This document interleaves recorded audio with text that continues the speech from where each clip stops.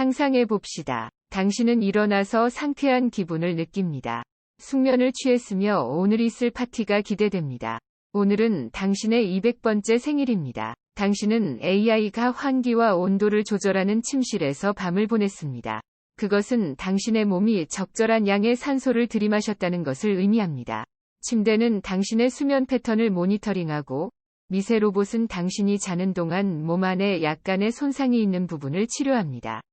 신체 내외부의 진단 장치는 활력 징후를 측정하여 분석을 위해 컴퓨터로 보냅니다. 당신은 일어나서 화장실에 갑니다. 변기는 소변과 대변을 스캔하고 미생물군 유전체의 건강 상태를 분석합니다. 당신은 감사한 마음으로 거울을 봅니다. 200년을 살아도 25살이 넘어 보이지는 않습니다. 이 모든 것은 당신이 적극적으로 신체적 나이를 되돌렸기 때문입니다. 근대 이전의 시대의 사람들은 운이 좋다면 30세까지 살 것으로 기대할 수 있었습니다. 지난 수십 년 동안 기대 수명은 약 75세로 늘어났습니다. 무엇이 이런 연장을 가능하게 했을까요?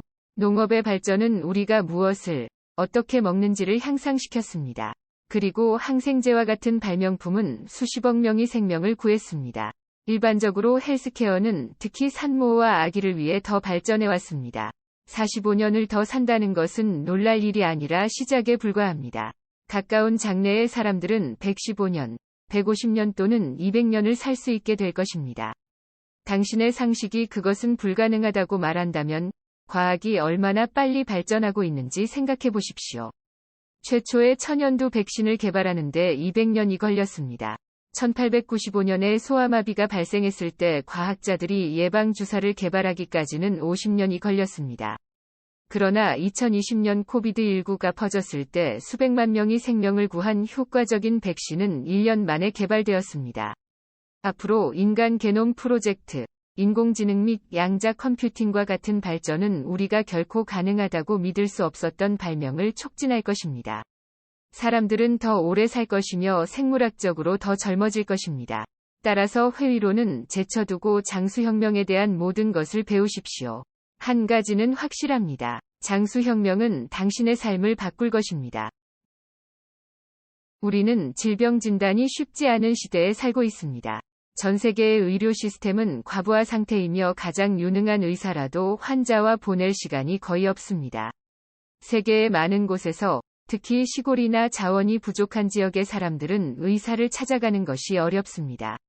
그런 이유로 전 세계적으로 1억 명이 넘는 사람들이 진단되지 않은 갑상선 질환을 가지고 있고 2억 3,200만 명이 발견되지 않은 당뇨병을 앓고 있습니다. 의학은 사전 예방적이기보다 사후 대응적입니다. 의사들은 환자가 아플 때 적절히 치료하기 위해 여러 방법으로 처치하지만 사람들의 건강 상태에 미리 대응하지는 않습니다. 그러나 진단기술의 발전은 곧 변화가 있을 것임을 예고합니다. 사실은 이미 있습니다. 핏빛을 사용하여 오늘 몇 걸음을 걸었는지 확인하셨나요? 아니면 애플의 스마트워치가 심박수를 추적했나요? 그렇다면 이미 진단기술의 혁신으로부터 혜택을 받고 있는 것입니다. 많은 기술 스타트업이 저렴하고 휴대가 간편하며 사용하기 쉬운 진단 장치를 만들기 위해 경쟁하고 있습니다. 예를 들어 모자처럼 쓰는 세레브로텍 바이저는 전파를 사용하여 뇌졸중을 감지합니다. 그 정확도는 놀랍게도 93%입니다. 영국 스타트업 아울즈톤은 실시간으로 호흡을 분석하는 진단 마스크를 만들었습니다. 그리고 체내 이식 가능한 혈당 측정기는 이미 수백만 명의 당뇨병 환자의 삶을 변화시켰습니다. 그 모든 데이터는 일종의 바이오 인터넷인 거대한 데이터베이스에 입력될 수 있습니다.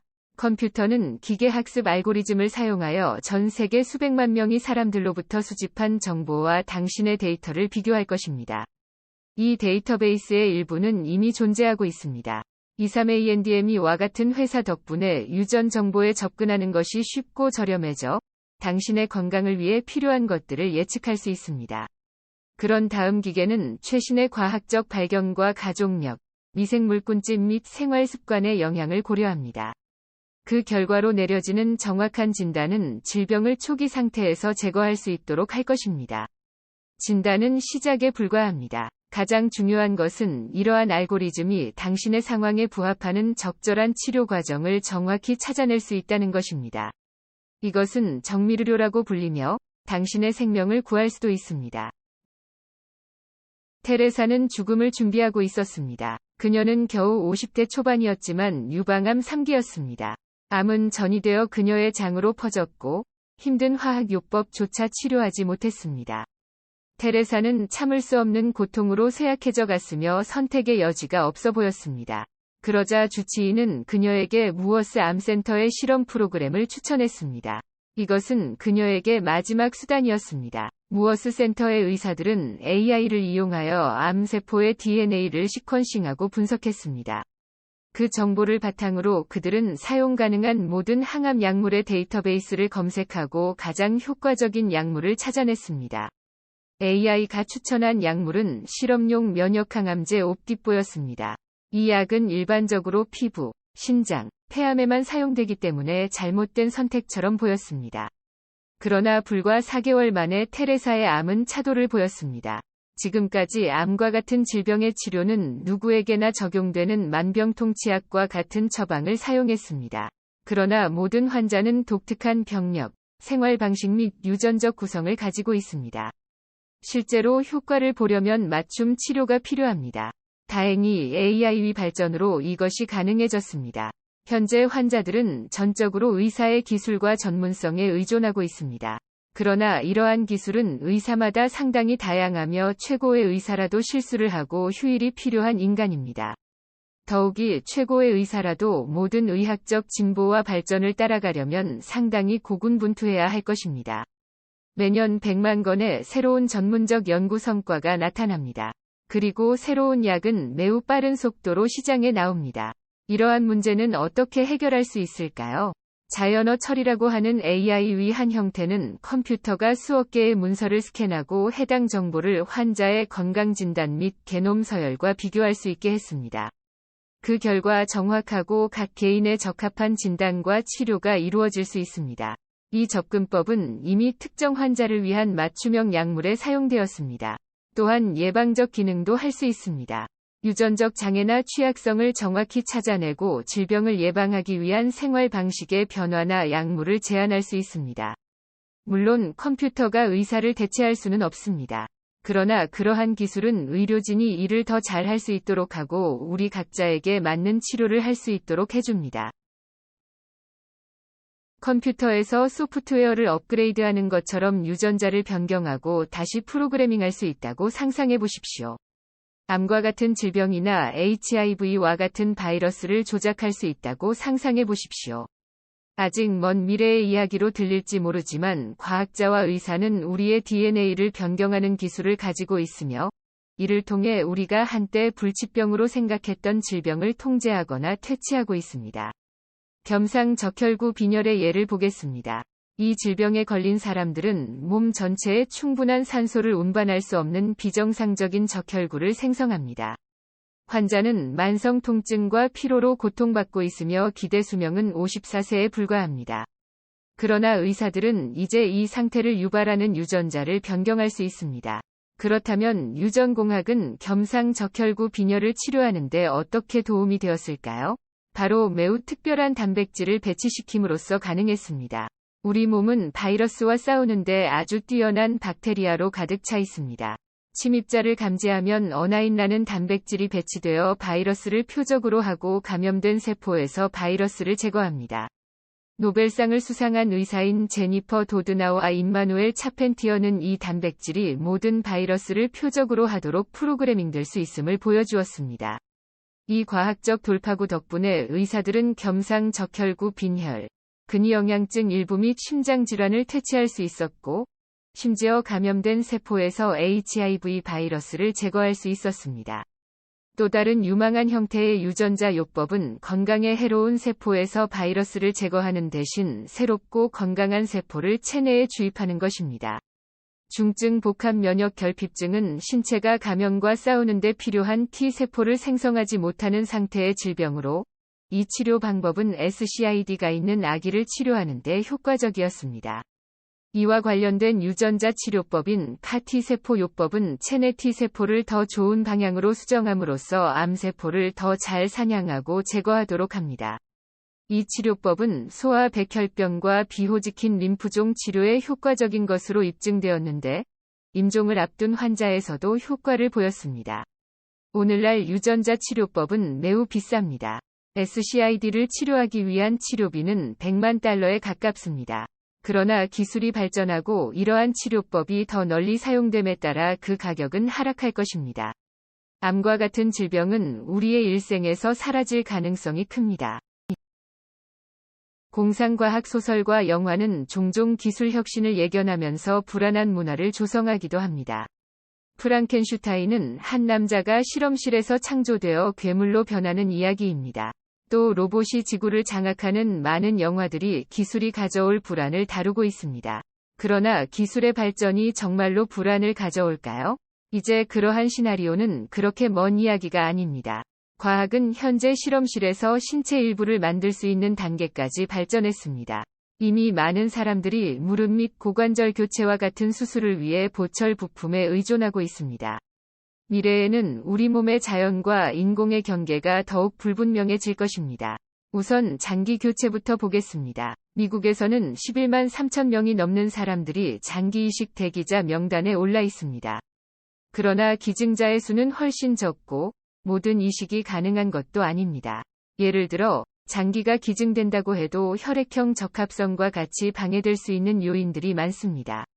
게다가 성공적으로 장기를 적출하고 운반하는 과정은 굉장히 복잡합니다.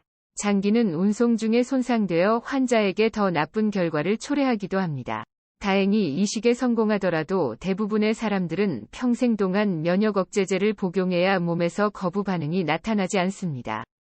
다행히 장기 이식 분야의 혁신적인 발전으로 곧 이 모든 것이 불필요해질 수 있습니다. 자신이 자신의 장기를 만들기 때문에 다른 사람의 장기를 이식받기까지 기다릴 필요가 없게 됩니다.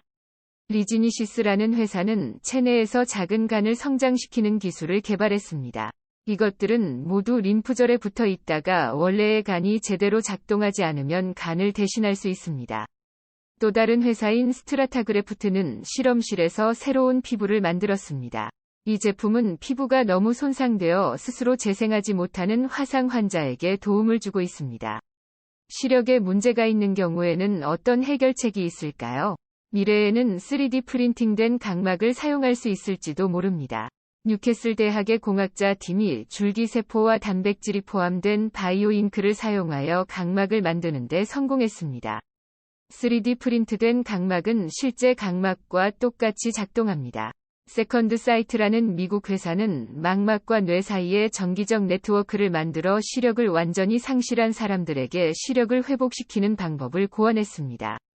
가까운 장래에 우리는 모두 몸의 일부를 인공장기로 대체한 생체 인간이 될 것입니다. 공상과학 소설은 우리 일상의 일부가 될 것입니다.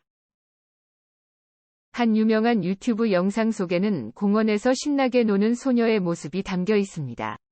그녀는 어머니에게 달려가 보고 싶다고 말합니다. 그런 다음 두 사람은 생일 케이크에 조예에 불을 붙이기 위해 자리에 앉습니다. 소녀는 7살이군요. 눈물이 어머니의 얼굴을 타고 흐르고 소녀는 울지 말라고 말합니다. 이제 그녀는 더 이상 아프지 않습니다. 이 감동적인 비디오는 보이는 것과는 다릅니다. 영상 속 아이는 실제처럼 보이지만 사실은 7살의 불치병으로 세상을 떠난 진짜 소녀의 환영입니다. 환영은 소녀의 실제 모습을 담은 3D 스캐너와 목소리, 성격 및 태도가 담긴 인터뷰를 통해 그녀가 살아있을 때 만들어진 것입니다. 이후 비브 스튜디오즈라는 회사에서 이 가상현실 버전의 소녀를 만들었습니다.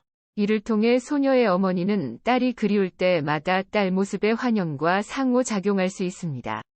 이러한 기술 발명품은 진짜와 가짜의 경계를 어지럽게 합니다.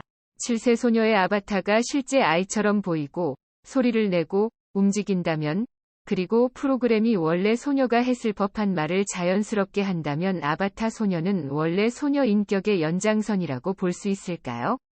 우리 대부분은 아니라고 말할 것입니다. 결국 이 환영은 사람이 아니라 사람의 표현일 뿐입니다. 그렇다면 당신을 이루고 있는 것은 무엇일까요? 그리고 당신의 의식이 디지털화되어 클라우드에 저장될 수 있다면 어떻게 될까요? 옥스포드 인간미래연구소의 연구원인 앤더스 샌드버그는 그러한 일을 시도하고 있습니다. 그는 두뇌 모방이 가능하다고 생각합니다. 이 기술은 AI를 사용하여 뇌 안에서 일어나는 펄스를 식별하고 패턴을 모방합니다. 당신 두뇌의 복사본은 실제 당신처럼 생각하고, 행동하고, 느낄 것입니다. 이 디지털 두뇌는 선택한 아바타에 이식될 수 있으며 자동차를 업그레이드하는 것처럼 몇 년마다 업그레이드할 수 있습니다. 아바타는 일란성 쌍둥이처럼 당신의 정확한 물리적 복제품이 될 수 있습니다. 이 미래적 시나리오는 당신의 아바타가 저지르는 범죄에 대한 책임이 당신에게 있는가, 당신의 아바타가 사랑에 빠지거나 아이를 가질 수 있는가와 같은 도덕적 질문을 제기합니다. 쉬운 대답은 없으며 이러한 질문에 대한 해답은 향후 몇 년 안에 매우 긴급해질 것입니다. 사람의 수명은 계속 연장될 수 있습니다. 하지만 그게 정말 좋은 것일까요? 지구는 현재 인구를 부양하는 것으로도 벅차 보입니다. 여기에 모든 사람이 100년씩 더 산다고 상상해 보십시오. 모든 사람이 인간의 생명 연장을 지지하는 것은 아닙니다. 사람들은 환경 문제나 도덕적 문제에 대해 걱정합니다. 우선, 불멸에는 경제적 능력이 전제로서 필요할 것입니다. 또한, 만약 일부 인간이 불멸의 능력을 사용하여 그렇지 못한 동료 시민을 노예로 만들거나 공포에 빠뜨리면 어떻게 될까요? 이러한 우려는 타당합니다. 그러나 현재를 근거로 추정하는 것이 미래 모습에 대한 적합한 판단이라고 할 수 있을까요? 1798년에 경제학자 토머스 로버트 멜서스는 인구 과잉에 대해 매우 비슷한 우려를 제기했습니다. 그는 농부들이 증가하는 인구를 따라가지 못할 것이라고 생각했기 때문에 광범위한 기근을 예언했습니다. 멜서스의 모델은 농부들이 증기로 움직이는 도구와 육체 노동을 계속 사용할 것이라는 가정을 기반으로 했습니다. 그러나 그런 일은 일어나지 않았습니다.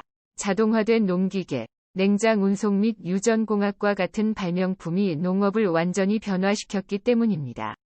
멜서스는 미래에 대한 추론의 단서가 없었습니다.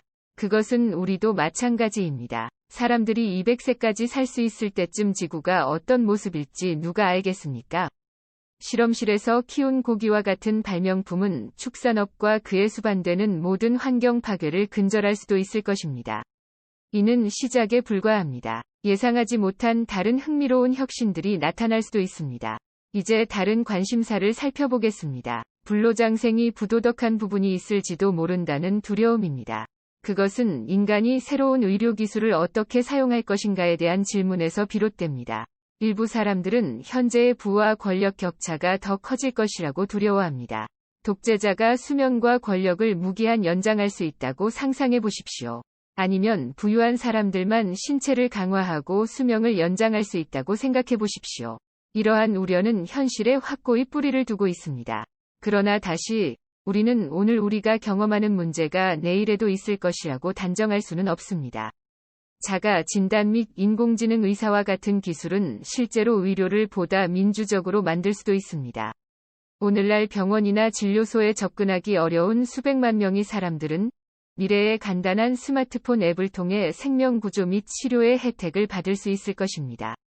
미래는 불확실하지만 그렇기에 우리가 그 모습을 만들어갈 수 있습니다. 혁신의 싹을 자르는 것이 아니라 그 혜택을 모두가 공유할 수 있도록 하는 것입니다. 당신이 20대거나 혹은 중년이라도 평생 장수혁명의 혜택을 받을 수 있을 것입니다. 이미 많은 혁신이 일어나고 있지만 일부는 아직 초기 단계이거나 개선할 시간이 필요합니다.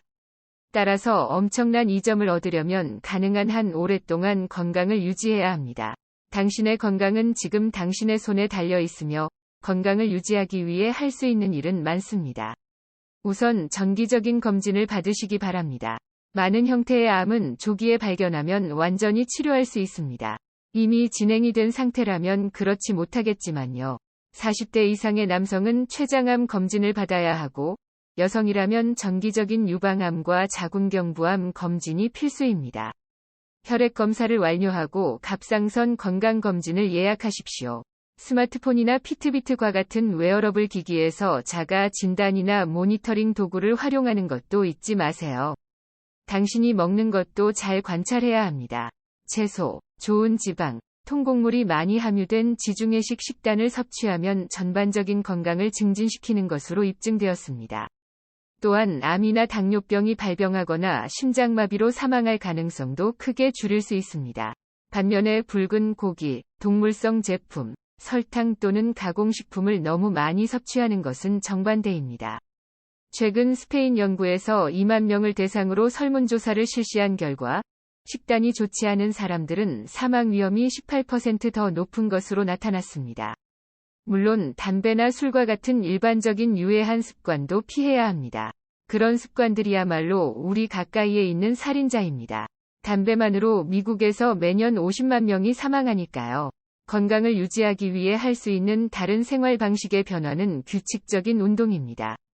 연구에 따르면 하루에 15에서 20분 정도 적당한 운동을 하면 사망 위험이 약 35% 감소합니다. 하루에 한 번만 빠르게 걷기만 해도 엄청난 이점이 있습니다. 정신 건강을 돌보는 것도 신체 건강을 돌보는 것만큼이나 중요합니다. 숙면, 명상, 소중한 사람들과의 시간은 의료적 관리만큼 건강을 향상시킬 것입니다.